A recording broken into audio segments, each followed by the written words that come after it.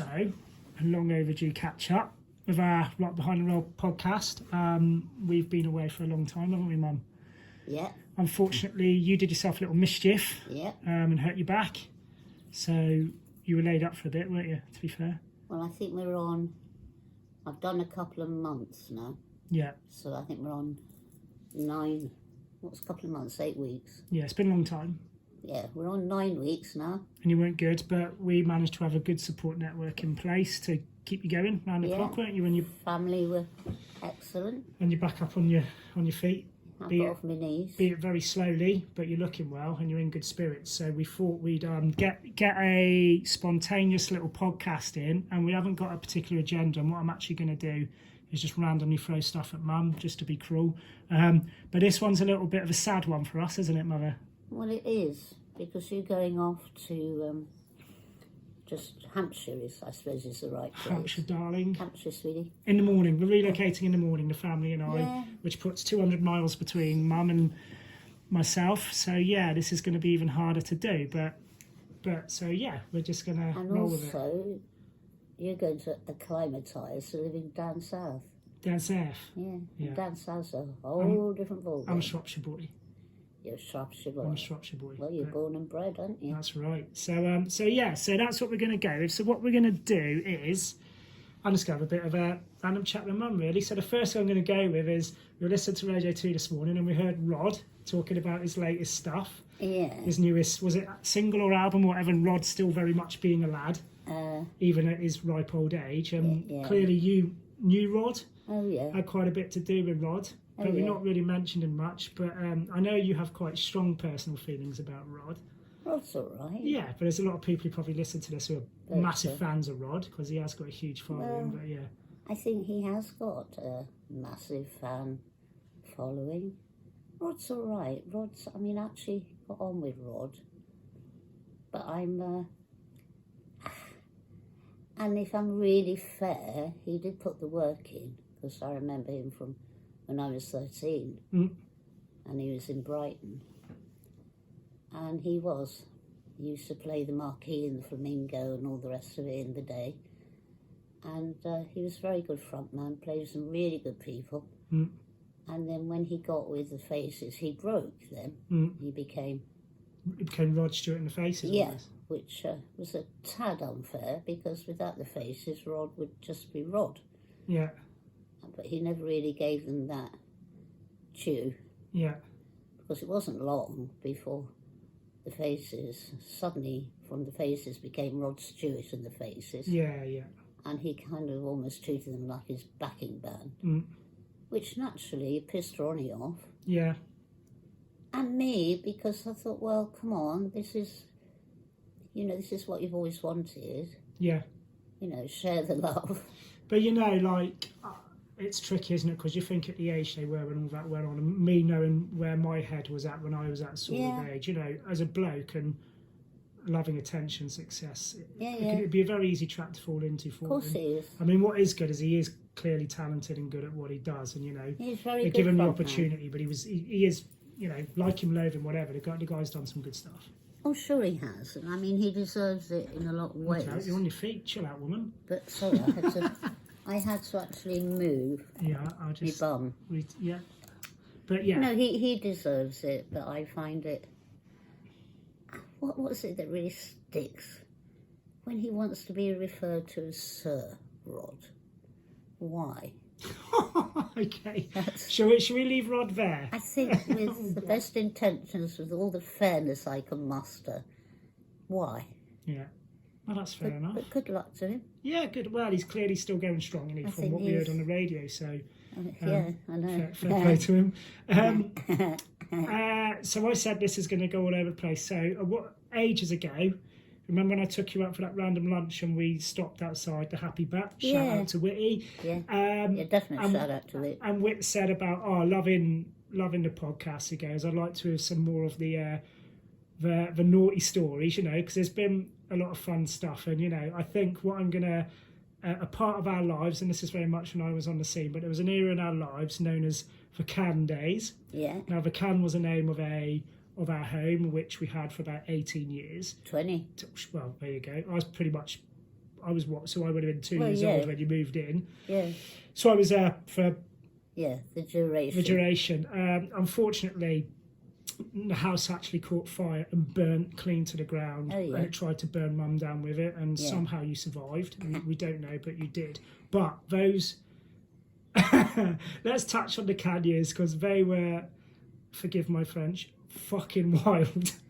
Yes, I guess they were, but I always thought it was quite normal. Well, I mean, if I think about memories I've got, I can remember being I wouldn't have been a baby, a toddler, Yeah. and I can remember walking through there being bands in the house. Oh, yeah. And people everywhere and lights and parties, and I thought this is Normal. just normal, isn't it? I don't get it at play school, but this is normal.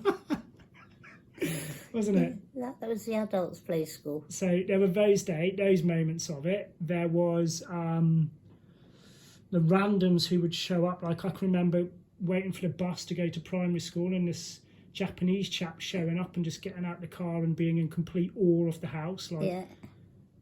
the biggest Ronnie Lane fan ever, and obviously, I don't know if he got the house mixed up with Fishpool, in all fairness. He could have done. But I was just like, He- I'm trying he- to go to school, and this guy's taking pictures of me. What's up? And he stayed the weekend. Yeah, but how And he great? had no English and I had no Japanese. No. And he wanted to do an interview, so it was really funny. But And I took him round the block with the dogs. And the dogs had an almighty fight with that bloody Jack Russell next door. oh yeah. And, that was pretty crazy, but a very sweet guy. Oh yeah, but you might have been. You don't know what he was saying. You didn't No, I've speak absolutely Japanese. no idea. So there's all these crazy times, isn't there? And obviously, Alana, me, Rube, Luke, Sonny, we all grew up in that house. So And the terrible things you did oh, with the... I'm going straight to hell for that. I with don't the- have any regrets in life except for how I treated our neighbours at times. I'm not proud of it. What you mean with the... Yeah, the Mantles, they were lovely. yeah, A lovely, successful family, and they had to live next door to shitheads like us. And when we say next door, quarter of a mile up the road, yeah, but that was close enough. next door. It was close enough for us to get amongst it. We had the pals up the road, Yeah, they were awesome, grand. you know, still obviously great friends of ours, family friends of ours. And yeah, and you know, there was the parties, there was your parties, Alana's parties, Luke's parties, Rube's parties. I think mine and Sonny's parties were the best. Oh, of course you would. But Seems to be an awful lot of parties and going obviously Whitty would be there DJing at the parties.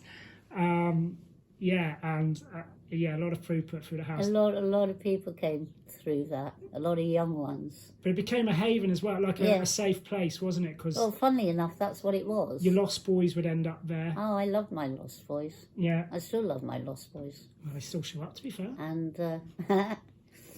well, to my way of thinking, it was a good environment because it was safe. So, kids are going to be kids. And I mean, my mantra was, if my kids are going to play up and do stuff, I want to know and I want to be there. Yeah, I don't want second-hand information. I mean, it's bad enough, the things I never knew, when finally that all comes out. But yeah, you'll never know on it the all, Mum. front, oh no. But on the front line, Yeah, you could at least offer guidance. I mean, instead of saying what you're doing. Well, when I discovered Luke in his bedroom, which was next to mine, and he was standing there with his hands behind his back, I said, "Can you move over, sweetheart? I just want to get through to my room." So he did. And I looked at him. There was a plume of smoke coming up from the back of his head. I said, "Do you smoke?" He said, "Of course not, Mum." And I said, "Well, you've got a real problem because your ass is on fire."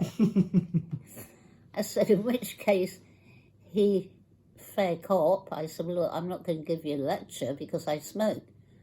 But I'm going to suggest that if you're not that into it, don't, because then you won't have the hassle of giving it up." It's good, fair enough. So that was kind of the way I Yeah, looked at things. But it took him years before he ever smoked in front of me. yeah, that's funny, isn't it? Yeah, it is. It's, I mean, yeah, to be fair, you give us a tremendous amount of rope as kids, and it was kind of, But you if also you're going to do it, need you're going to learn. but- boundaries. Yeah. All kids need boundaries. I think Rube was the biggest tearaway, I think. When he, Oh, yeah, well, Rube, yeah. Legendary, wasn't he? Rube's stories are legendary. He's, I mean, going to play school with knives in your wellies. That wouldn't go down well today. No, that wouldn't really, would it? Were they froggy wellies? They were. Oh, good. That's why they've always got holes in, because Yeah. Rube's had his knives in them.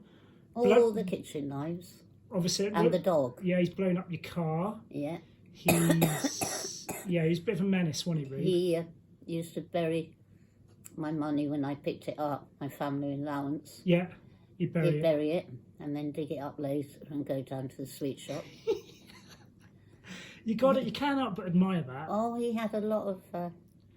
That was his way of investing somehow. He had some wizard wheezes. Yeah. He was a very lovely kid, but my God, what a menace. I mean, I've got grandchildren now that are similar, but nowhere in the same league. Absolutely. Well, I'm glad your grandchildren aren't in the same league as Rube, because Rube really was... I mean, he must have been the only little kid who'd get birthday cards saying, "Good to see you still with us at the age of 5. I mean, really? Good on him.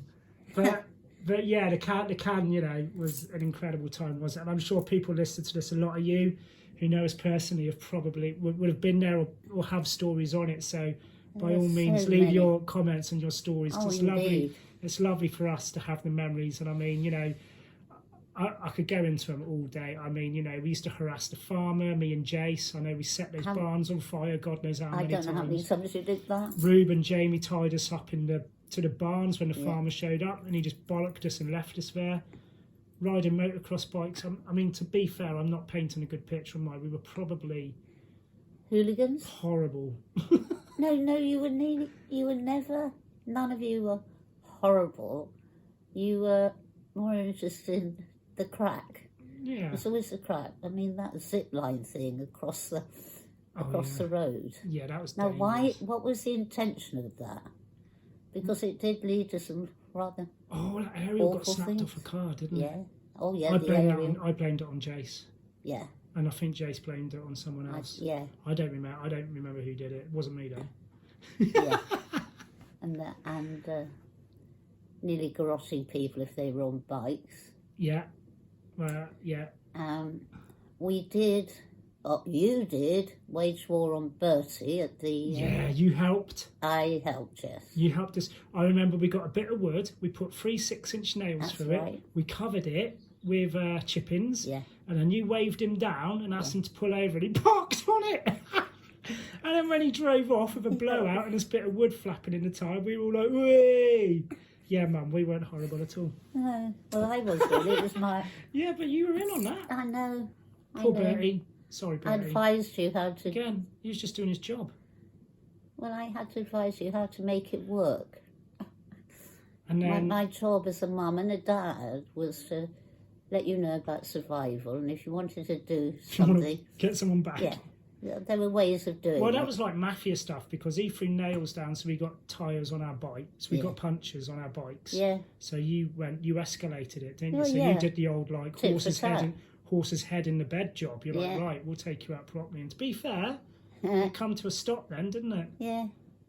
Yeah, wild. So the camp, amazing memories, wasn't it? Oh, Just, so much was and that's going just the on. stuff we can talk about.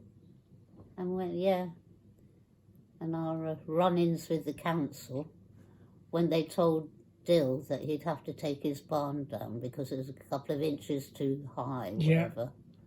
Oh my God, that was an errand and a half. Yes. But yeah, it was great.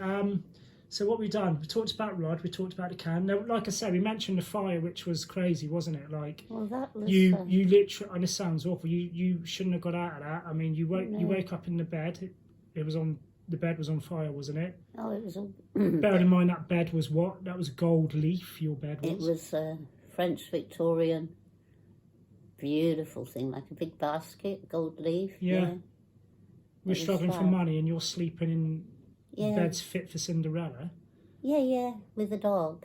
Yeah, Kaya, And I bless her, was- who didn't make it. She obviously, the smoke killed her before the flames did. Yeah, it did. Thank God. It was smoke inhalation. And then when you were trying to escape, 'cause it was obviously a big oak farmhouse, and because you're tiny, you got stuck between the rungs on the stairs, didn't you? I fell over that bloody weights of Sonny's. Jimmy's life. Yeah. I mean, that's the thing that I kept asking him, will you move it? Because it was right across his room, which was his room and your room at the time. Oh, yeah. You had the staircase going straight sheer down. Yeah, to the stone wall. Yeah. So, that's because I remember a long time ago we decided to move the stairs. Oh, Clive did. Subject to planning, and we moved them by using a chainsaw and cutting a hole in the roof. Yeah. Because you could do those sort of things back then. Well, whether you could or not, we did, because that was Clive. That was Mazinski's idea. Yeah. So it was the sheer... And I remember being able, not having the stairs for a bit and just jumping through the gap in the first floor down, and I didn't want the stairs because I was like, this is way cooler. Yeah, I know. I know. It was absolutely insane. You know, he didn't think it through because it ended at that stone wall. So... yeah, there you go. And but yeah, and you were trying to get out. There was walls getting blown out. I mean, the house... Well, the house burnt to the ground. There was a gable end, and that was it. It blew up in three different places. Yeah, because there was gas as well, wasn't there? The gas went up, and well, it was. There were three.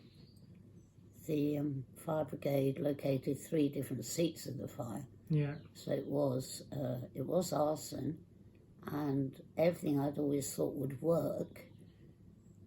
Knowing it was a timber. House, and it was 16th century, and it would go up, obviously. Yeah. I thought, well, there's 2 doors at one end, 2 doors at the other end, and there was a low window in my room. Yeah. I think there was a pretty low window in your room, but it did have bars on it, that one. Yeah, we could get but through I always, that, because we but I ripped always a bar figured out. out Me that and Rude you'd used to always sneak be in able and to out. get out, which with a normal fire, you could have done. But you couldn't if the bloody thing blew up. Yeah. Because instantly there was all your exits were sealed. I had to do the whole trip from my room. Yeah, one end of the house to the other. On my stomach, I just sort of crawled along because I'd heard that or seen it, that if there's smoke, go low. You go low. Well, you got out, and unbelievable. Well, yeah, I know. It was unreal, wasn't it? Still don't know how. And then after all that, and obviously you recovered, and then we lived... We lived in trailer park. Which I hated to this day. We had trailer you park. joke about it. I hated it. I loved it. I hated it. Yeah. Yeah, well, come on, you were sharing the Deluxe caravan with Sonny, who managed to take it over, personalise it, and your room became a cupboard. Yeah. You dick. And he said, here's your room, you went in, the door's shut, and you found yourself hanging out the window. I was living with Fudge, wasn't I, for a bit? Oh, God, so I got last dibs on the bedroom. But and then what's amazing is the house we have now, so the house we're in now, which is kooky as hell, Mum's house, it's just like the Cann. It's a really old, long, timbery farmhouse thing, and it's absolutely full of shit, just like the last one. You've managed to equate a lifetime of crap in much less than a lifetime. Oh, God, yeah. I don't know how you do it. Well, now I'm trying to get rid of it, and that's even harder. Well, I mean, all the tack. I don't know how I do it. I've been confined to barracks, so I haven't been able to go I don't know how to any junk shops. But you keep doing it, I'll give you that. Yeah, it's nuts though, isn't it? But yeah, so it's often just nice things what we reflect on sometimes, isn't it? They were the good old days, and like I say, people listening to this who were part of it, because there was an awful lot of people who were part of it. There'll be some more stories from by that all lot means, as well. bring the threads, because the stuff we can talk about anyway. Well, I don't think we were illegal, were we? Oh, I'm not were even we? going to comment. No. Yeah. Oh, there was the just be careful. sawn-off shotguns. Yes. Mum. That were found on the premises. Yeah. Yes, they were. I think just leave it there. I suppose that was it, but I didn't know anything about that. No. It wasn't no, me. Only one person knew about those. Yeah, and he can't say nothing. 'Cause he's dead. Yeah. Not by a sawn-off shotgun either. Yeah, cool. Just clarify that. But yeah, so no, it's good, isn't it? And I think the one thing for this is it's going to be very hard for us to do these podcasts now because I'm moving away and whatever. but obviously I'll still be visiting Mum, and we'll still try and pick them up when we can. But the one thing which I'd like to point out is we started doing it in October, and it was really, you know, I've always wanted to get these stories out there and get Mum's memoirs. But what's been absolutely lovely is actually having the time to sit down with you and have these chats. And because I've learned a lot, and we now have a digital record, which is, you know, it's out there now, it's digital, so it's not going to go away. And that's been such a lovely, amazing thing which we've been able to do out of all this, you know. And it does mean that the grandchildren get to... Yeah, when they're old enough, I'll let them listen to it. Yeah, they'll have to be over 18. Yes. Yeah. This is your Nana and what she's what she got up to. But yeah, so we just thought we'd do a quick impromptu one, which was nice. And any feedback is also welcome. A little send off, and and God knows when we will come up with some more. Well, we've always got the Christmas Boogaloo. I think that would be a good one. Yeah. I think the Christmas one should be good. Yeah. Yeah. Oh, we can still do it one way or another. Yeah. But we'll leave it there for now. Yeah. Well, that's a nice point to leave it. Yeah. Good.